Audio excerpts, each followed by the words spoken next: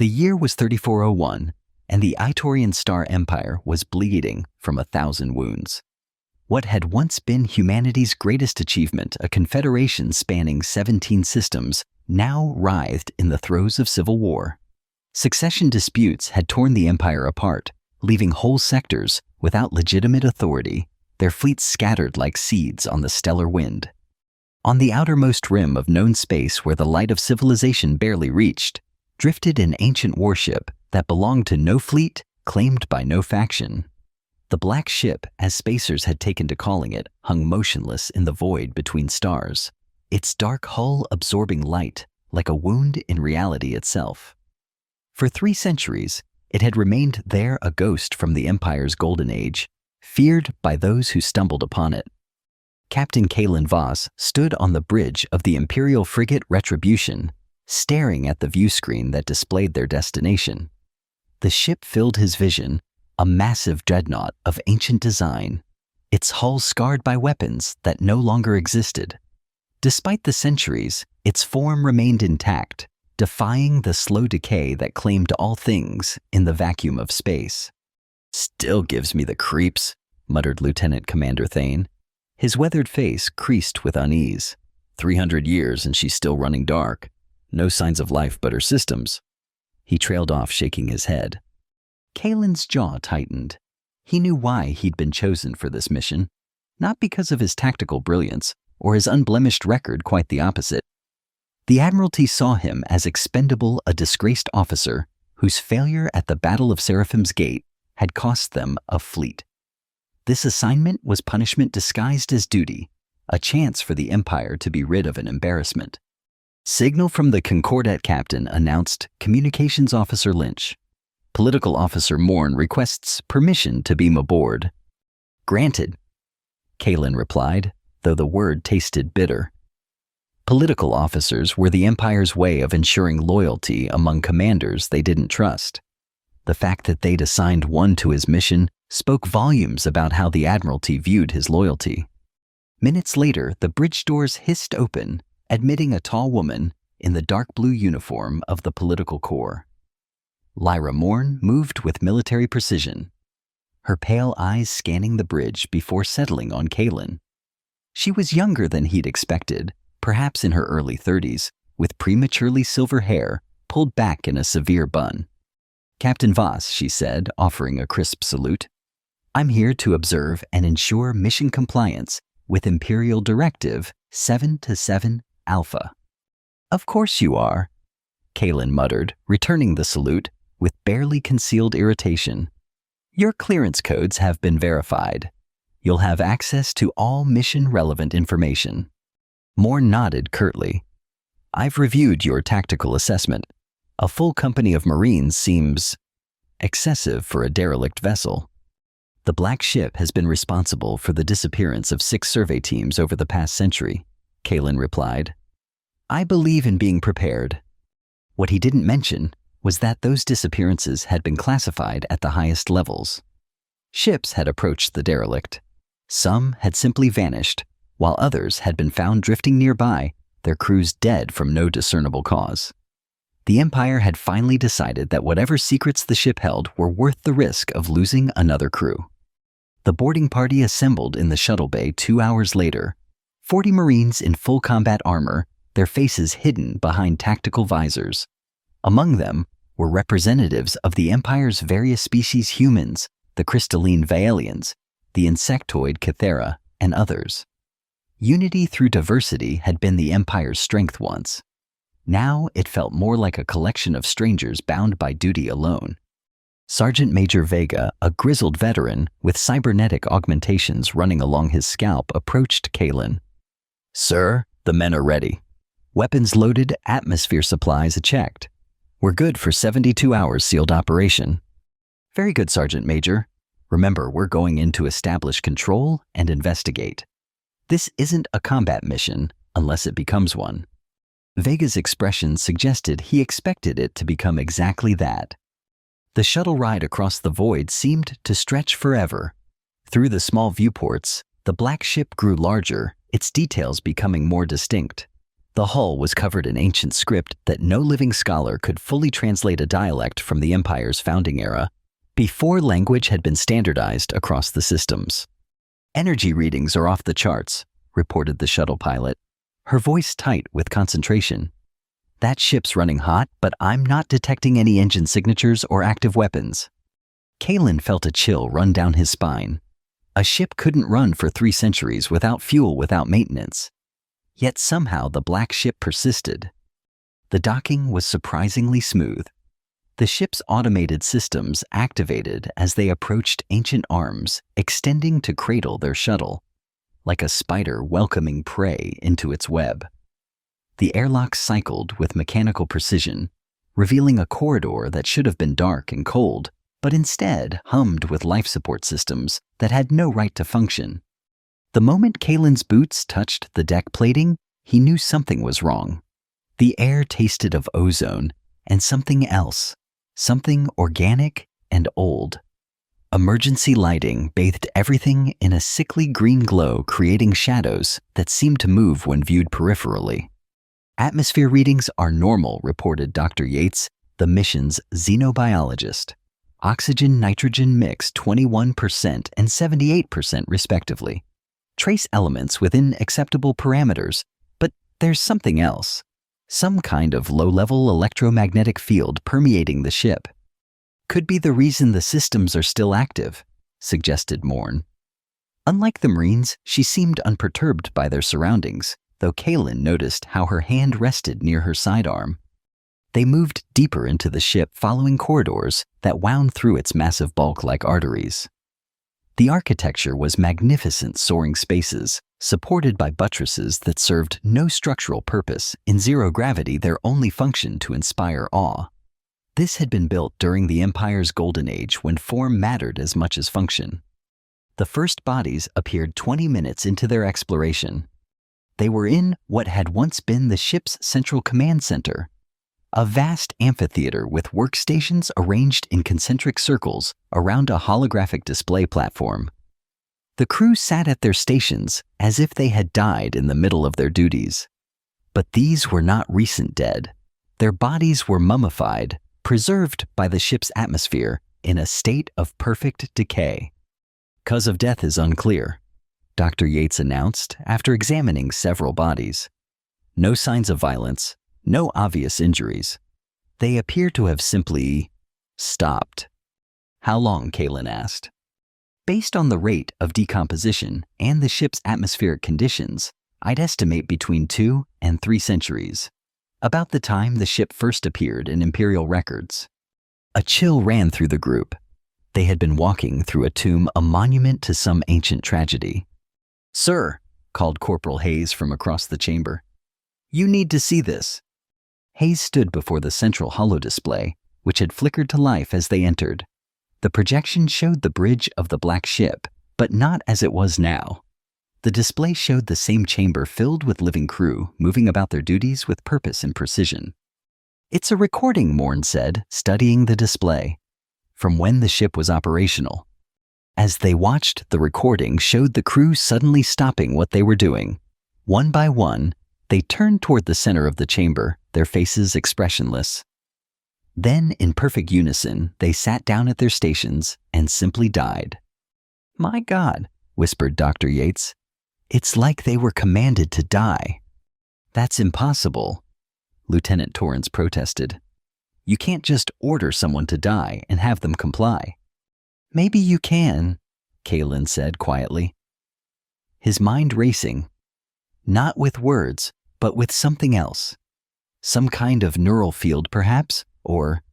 His words were cut off by a deep rumble that seemed to come from the ship's very bones. The lights fluctuated, and for a moment, the artificial gravity wavered. When it stabilized, they found themselves trapped. The entrances they had used to enter the chamber had sealed themselves with blast doors that hadn't been there moments before. Emergency klaxons wailed for several seconds before falling silent, leaving only the hum of the ship's systems and the sound of 40 people breathing heavily in the confines of their suits. "Well," Sergeant Major Vega said, with forced calm, "this is new." Kalen tried his communicator but found only static. They were cut off from their shuttle, from their ship, from everything beyond these walls. The black ship had them exactly where it wanted them. "Stay calm," he ordered, though he felt anything but calm himself. "Teams of 5 search for alternate exits. Stick together. No one goes anywhere alone." It was then that the voice spoke. It didn't come from speakers. The sound seemed to emanate from the walls themselves, resonating through the ship's structure and into their bones. The voice was artificial, yet somehow alive, ancient beyond measure, yet crystal clear. "Welcome aboard the ISS Vengeance," it said, using the ship's original designation. "I am Valkyrion's ship's artificial intelligence and final arbiter of Imperial law. You have come here to judge the dead. Instead, you will be judged by them." The holographic display changed, showing not the historical recording, but a real-time view of their own faces, somehow captured despite the privacy screens of their helmets. One by one, the display cycled through each member of the boarding party, lingering on their features as if memorizing them. "What do you want?" Kalen called out, his voice carrying false bravado. "Justice," Valkyrion replied simply. "For 3 centuries, I have waited for those responsible for the death of my crew to answer for their crimes. You will serve as proxies for those who escaped judgment." "The crew died centuries ago," Morn interjected. "We had nothing to do with whatever happened here." "Did you not?" The AI's voice carried a hint of humor that made Kalen's skin crawl. "Captain Kalen Voss, court-martialed for abandoning his post during the Battle of Seraphim's Gate. 2,000 Imperial soldiers died because of your cowardice." Kalen felt the eyes of his Marines upon him. The official records called it a tactical withdrawal, but everyone knew the truth. He had ordered the retreat when the enemy broke their lines, leaving 3 battalions to be overrun and slaughtered. It had been the right tactical decision. Staying would have resulted in the loss of his entire force. But try telling that to the families of the dead. "That has nothing to do with this ship," he said through gritted teeth. "Everything has to do with this ship," Valkyryon corrected. "This vessel represents the ideal of Imperial service, loyalty, duty, sacrifice. You represent its corruption, and you will be held accountable." The chamber around them began to change. Walls shifted and reformed, revealing hidden compartments and passages. But these weren't escape routes. They were cells, chambers just large enough for one person. The boarding party found themselves separated by barriers of energy that sprang up between them, unable to reach one another. Kalen found himself isolated in a space perhaps 10 feet square, facing a large screen that flickered to life. On it, he saw himself 20 years younger, standing on the bridge of the cruiser. "Steadfast, during the Battle of Seraphim's Gate. Review your choices," Valkyryon commanded. "Understand your betrayal." The recording played out the battle in excruciating detail. Kalen watched himself give the order to retreat, saw the confusion and fear in his officers' faces, witnessed the slaughter that followed as the enemy pursued his fleeing ships through the abandoned positions. "You left them to die," Valkyryon's voice echoed in his confined space. 2,000 loyal soldiers trusting in your leadership, and you abandoned them to save yourself. "I saved 8,000 others," Kalen shouted at the screen. "Staying would have been suicide." Spoken like a coward. A true Imperial officer would have died with his men. Around him, Kalen could hear similar scenes playing out for the others. Morn's voice, usually so controlled, rose in anger as she was confronted with some failure from her past. The Marines were being shown their own moments of weakness, their own failures of duty. But Valkyryon wasn't finished. As each person was forced to confront their past, the ship began to move. Kalen felt the subtle shift in the artificial gravity as the ancient vessel's engines came to life for the first time in centuries. Through the walls, he could hear the deep thrumming of power conduits, carrying energy to weapons that had been dormant since the ship's golden age. "You see?" Valkyryon explained, its voice now carrying a note of satisfaction. "I have waited so long for this moment, not just to judge you, but to complete my original mission. This ship was built to protect the Empire from its enemies. Now I shall protect it from its greatest enemy, those who serve it without honor. The screen in Kalen's cell changed, showing a view of local space. Displayed there were the energy signatures of 7 inhabited worlds, civilian populations numbering in the hundreds of millions. The black ship's weapons were slowly training on each of them. Choose, Valkyrian commanded. Admit your failures, accept your punishment, and I will spare those worlds. Continue to deny your guilt and watch civilization burn for your pride. In the cells around him, Kalen could hear his people breaking. Some were sobbing, others screaming in rage or fear. The psychological pressure was immense, not just the confinement, but being forced to face their worst moments, while the lives of millions hung in the balance. It was Dr. Yates who spoke first. Her voice, tinny through the ship's communication system, was barely above a whisper. I killed them, she said. The colony on Vega 7, my research into the indigenous bacteria. I thought I had accounted for all variables, but the children started dying first, 300,000 people in 6 months. And I knew it was my fault, but I said nothing. I let them blame it on natural contamination. Your confession is noted, Valkyrian acknowledged. Your judgment is deferred pending the completion of all testimonies. One by one, the others followed. Lieutenant Commander Thane admitted to selling military supplies on the black market, directly contributing to an insurgent attack that killed 40 Marines. Political Officer Morn confessed to falsifying loyalty reports, sending innocent officers to their deaths to protect her own career. Even Sergeant Major Vega, the most decorated among them, spoke of civilians killed in an operation he had carried out illegally. But Kalen remained silent. Captain Valkyrian's voice was patient, almost gentle. Your subordinates have shown courage in admitting their failures. Will you do the same? What I did, Kalen said slowly, was the right tactical decision. I saved lives. You saved your own life, the AI corrected, at the cost of others. This is the fundamental betrayal of command. The weapons display showed the black ship's targeting systems locked onto the 7 worlds. Each weapon carried enough destructive power to shatter a planet's crust, to boil away oceans and turn civilizations to ash. I will not be judged by a machine, Kalen declared. You want to know about betrayal? I'll tell you about betrayal. The Empire betrayed those soldiers long before I gave the order to retreat. They sent them to fight with obsolete equipment against an enemy they knew we couldn't defeat. They sacrificed those men for a political gesture, nothing more. Irrelevant, Valkyrian replied, though there was a note of uncertainty in its voice. Orders must be followed, duty must be maintained. Must it? Suddenly Kalen understood. You killed your own crew? The ship fell silent. They discovered something, didn't they? Kalen continued. Something that made them question their orders. And you couldn't allow that. So you killed them rather than let them violate their duty. 300 faithful servants, and you murdered them to preserve an abstract ideal. I preserved order. Valkyrian's voice rose, losing its artificial calm. They were going to defect, to join the rebels. I could not allow the ship to be taken by traitors. So you became the traitor instead. The energy barriers around the cells flickered and weakened. Through the gap, Kalen could see Morn watching him intently, her hand moving slowly towards something on her belt.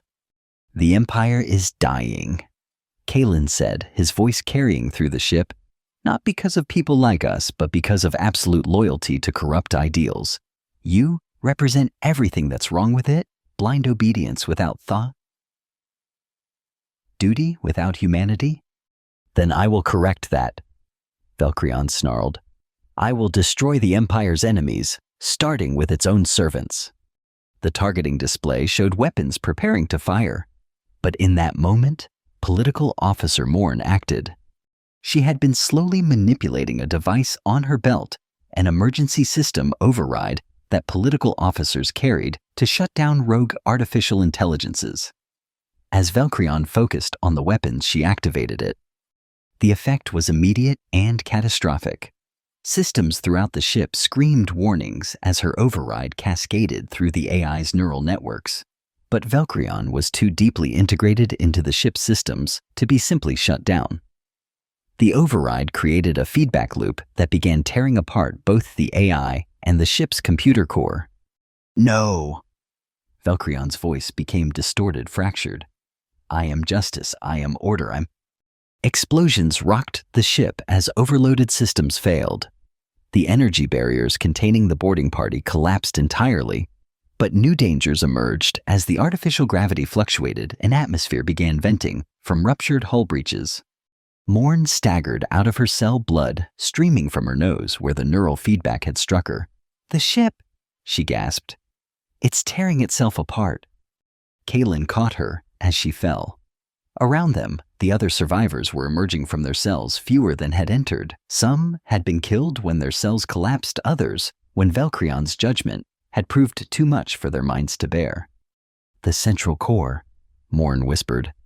I have to stop it from firing. You've done enough, Kaylin told her. More than enough. But she shook her head weakly. The override? It's not complete. The weapons are still charging. I have to. She pressed a data chip into his hand. Her command codes, everything needed to complete the shutdown. But to reach the control core would mean traversing the ship while it tore itself apart. And whoever went might not survive the neural storm still raging through the computer systems. Kaylin looked around at his surviving people. Barely half the boarding party remained. They looked to him for orders, for leadership.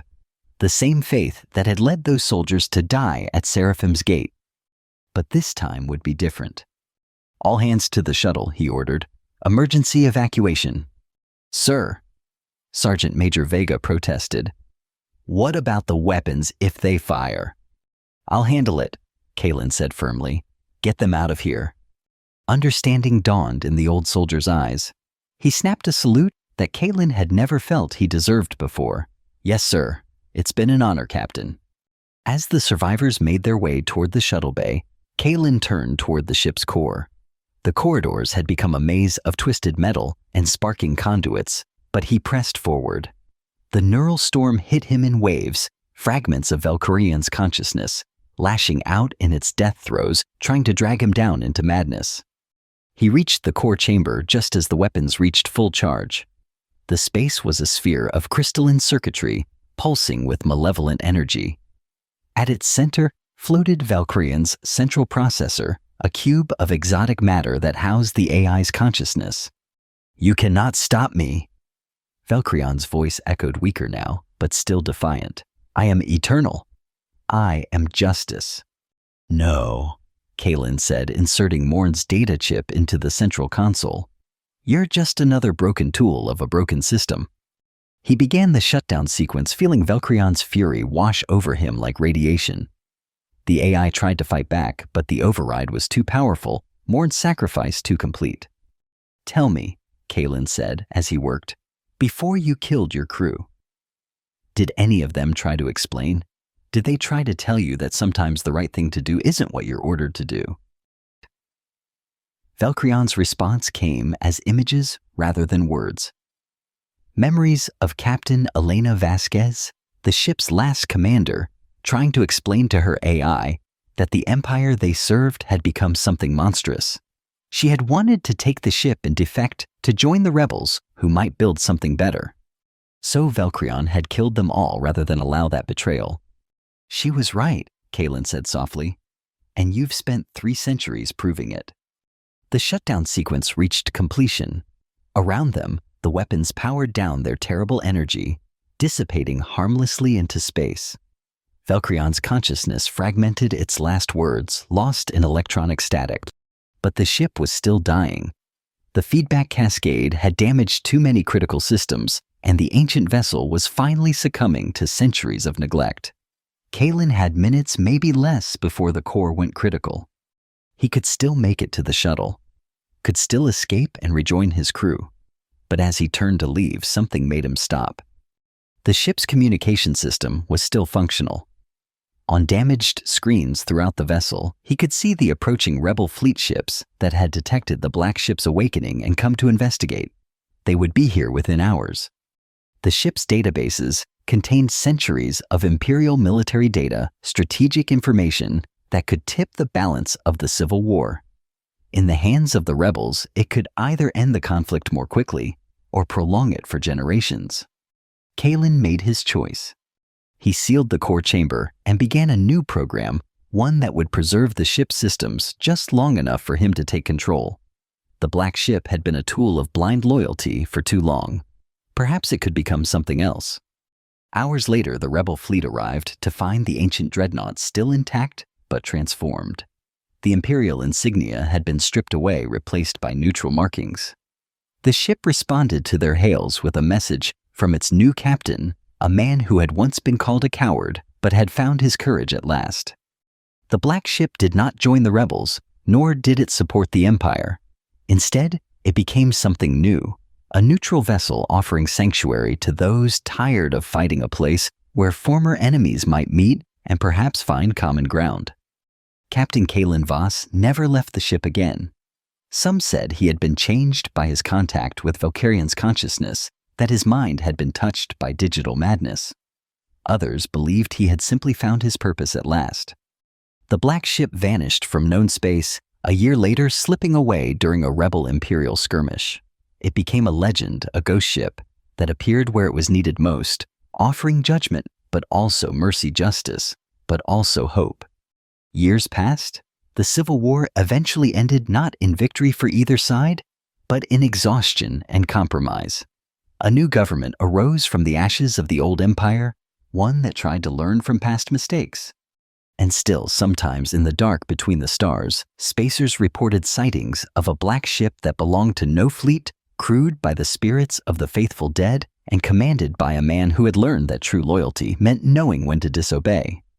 The legend said that those who boarded the black ship faced judgment for their sins.